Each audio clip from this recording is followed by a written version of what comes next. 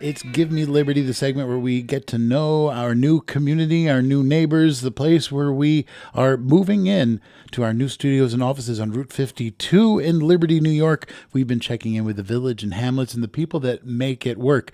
Tonight, we're going to hand things off to another one of our great producers you may have heard on Radio Chatskill. It's Erin Scher, and she visited the Munson Diner for this installment of Give Me Liberty. The new Munson Diner is an old Manhattan diner that's been given a second life in the Catskill Mountains. Originally located in Hell's Kitchen, it now sits on a hilltop in Liberty. Despite some legendary appearances in TV shows and commercials, it had a hard time finding its footing after its relocation in 2005, opening and closing several times. That is, until Christos Kritikos, a New York City transplant himself, bought the diner in 2017, and his unique brand of familial, Greek-influenced hospitality has kept the new Munson Diner open ever since.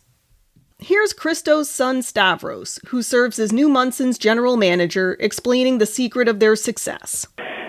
It's our commitment, and one thing I feel like a lot of restaurants these days are lacking is in that hospitality service aspect. You know, one thing my father really pushes is the quality of our food and our hospitality.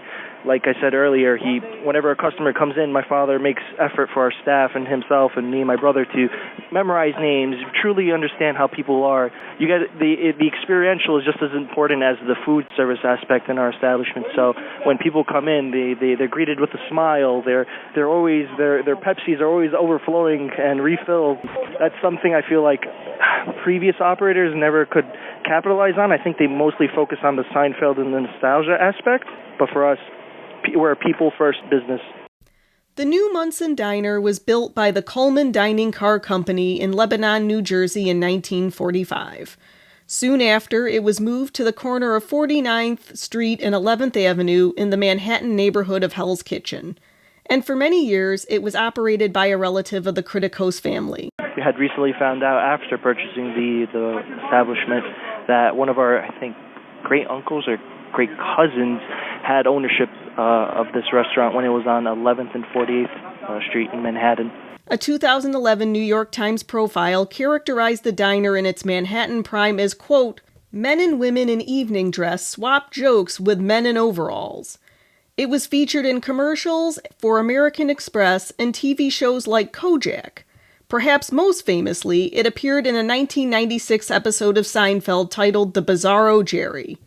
But like a lot of Manhattan real estate, it found itself at the mercy of gentrification.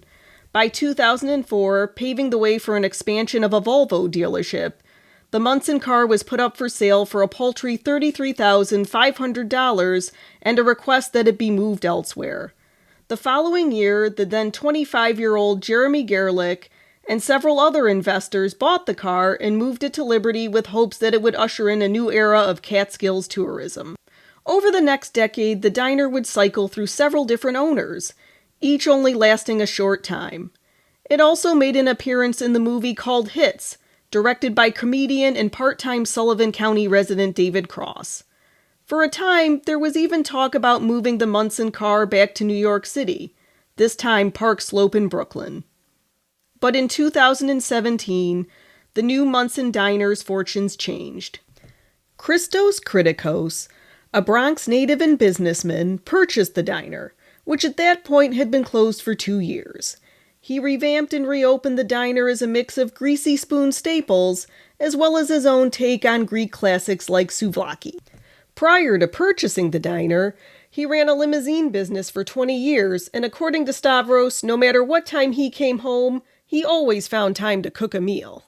Funny enough, while my dad was working 12 hours, 16 hours, numerous hours at his limousine business, he would always come home at night and always make sure he would cook for the family. That was probably one of his biggest things, was always setting the dining room table, whether it be at midnight, 1 in the morning. We'd always come together and he'd always cook, whether it be a souvlaki sandwich, Greek lasagna, any variety of dishes. He my entire life, he'd always make sure to cook. When rideshare services like Uber and Lyft came into fashion, he realized he had to get out of the limousine business. At a loss of what to do, Christos visited a monastery in the Catskills and had an epiphany.